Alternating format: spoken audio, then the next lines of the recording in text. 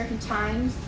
Of course, we're either at the risking phase or the listening phase. And so I'm just thinking in terms of a leader that I know who is new to our organization. And right now, from my perspective, he seems to be in the listening and sorting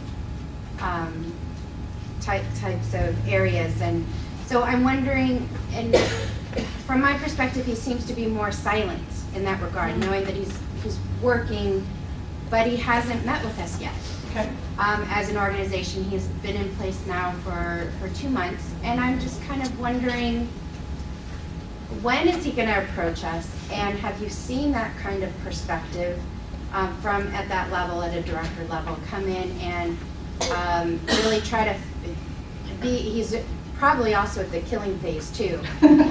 So when an executive walks into an organization, here's my typical advice for them. I can't think of the name of the book that actually mirrors it, but after I've been saying it for a while, somebody said, there's a book on this, and I'm like, oh good. So 30, 60, 90 days, every executive should have a plan. You should have a plan when you take a new job, 30, 60, 90 days. What do I expect it to be like? What do I want to accomplish? 30 days is all about listening. You do not make any decisions in the first 30 days whatsoever. What you want to learn is what's the organization really good at, what's already happening, where can I contribute? You don't make a decision about what you can contribute until after 30 days have passed. Padma Warrior, who's the CTO now at Cisco, has actually spent the first 60 days just talking to people. And she still hasn't decided her charter. And some people might look to her and say, oh my gosh, they're not leaderly enough. I'm like, wow, she's taken some time. That's a complex organization, right? So I think it's really important to do the whole sort of listening at the beginning piece, and at some point then deciding an agenda, and then deciding how you're going to work with people. So that's that piece of it, just in terms of a taxonomy for how you do it. For those of you that are going into new jobs, it's a great way of looking at your job. You'll have something that they think they hired you for. It's like our clients. They always think they're hiring us for one thing, but as soon as we get into the problem, it's almost always a different problem, right? That's the discernment process. For the piece about, when will they come to you? Why haven't you gone to them? That's a great thing to say. I understand you're learning, and we may be lower in the learning list, but I want to talk to you because I really have a lot to contribute to this conversation. I have a point of view I want you to hear before you make a decision about what you're going to go into going forward. And I think you add in the complexity of a remote environment. So why haven't I gone to him? Well, it isn't set up that way. The open lines of communication haven't been made.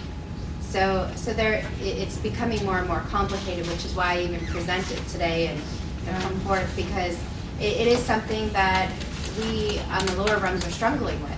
Yeah. And I think probably not uncommon among many organizations when new leaders come in. So any perspective that you could shed, I think, would be helpful. So the whole notion about, if the lines of communication are not open or the remote workforce doesn't enable it, I like the old phrase, what's the woman, the guy who, Anita Borg said this, ask permit, she coined the term nanosecond. She's been like a real inventor in the field and stuff. Actually, I'm not thinking of the right person.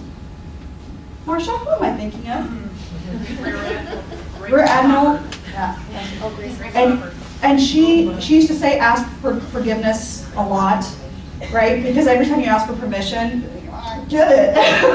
And so sometimes just sending the email and saying, I'm not sure if you're ready for this, and I'm not sure if my lines of chain of command know about this, but I really care about you knowing about this. And so if you have the time, I would love to take it.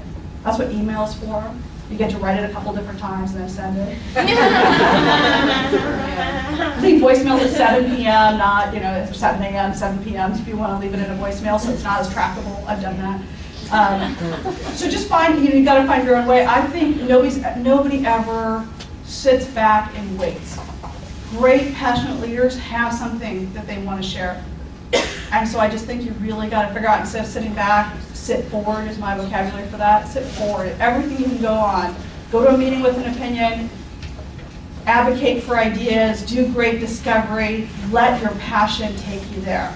And that's probably a good note to end on. So thank you all. Have a great conversation.